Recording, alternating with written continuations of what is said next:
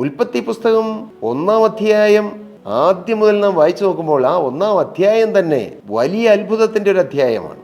കാരണം ഈ പ്രപഞ്ചത്തെ ഉളവാക്കിയ ദൈവം, ആകാശത്തെയും ഭൂമിയെ സൃഷ്ടിച്ച ദൈവം, വെളിച്ചങ്ങളെ ഉണ്ടാക്കിയ ദൈവം, സമുദ്രങ്ങളെ ഉണ്ടാക്കിയ ദൈവം, ഭൂമിയിലെ മൃഗങ്ങളെയും പക്ഷികളെയും മൃഗജാലങ്ങളെയും മത്സ്യങ്ങളെയും എല്ലാം സൃഷ്ടിച്ച ദൈവം, നമ്മുടെ ജീവിതത്തിൽ ഇന്ന് ഇല്ലാത്തത് ഉണ്ടാക്കിത്തരാൻ ജീവനുള്ള ദൈവത്തിന് കഴിയും.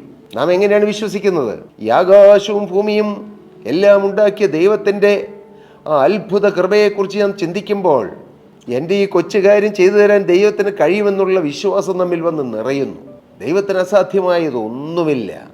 ആ ദൈവത്തെ അപ്പാ എന്ന് വിളിച്ച് നമ്മുടെ ആവശ്യങ്ങൾ പറയാനുള്ള പദവിയാണ് നാം കർത്താവിന് വേണ്ടി ജീവിതം വെറുതെയിരിക്കുമ്പോൾ നമുക്ക് കിട്ടുന്നത്. നിത്യനായ ദൈവത്തെ, ആകാശമുണ്ടാക്കിയ ദൈവത്തെ, ഭൂമി ഉണ്ടാക്കിയ ദൈവത്തെ, ഈ രാത്രിയും പകലും ഉണ്ടാക്കിയ ദൈവത്തെ, വെളിച്ചമുണ്ടാക്കിയ ദൈവത്തെ, ഈ ഭൂമിയിലുള്ള സകലമാന ഇതുവരെയും ആരും കണ്ടെത്താത്തതായ ചില മൃഗങ്ങൾ, സസ്യങ്ങൾ, പർവ്വജാതികൾ, മത്സ്യങ്ങൾ എല്ലാം ഉളവാക്കിയ നിത്യനായ ദൈവം, ആ ദൈവത്തെ അപ്പാ എന്ന് വിളിക്കാനുള്ള പദവി നമുക്ക് ദൈവം തന്നു. അതെങ്ങനെ കിട്ടും?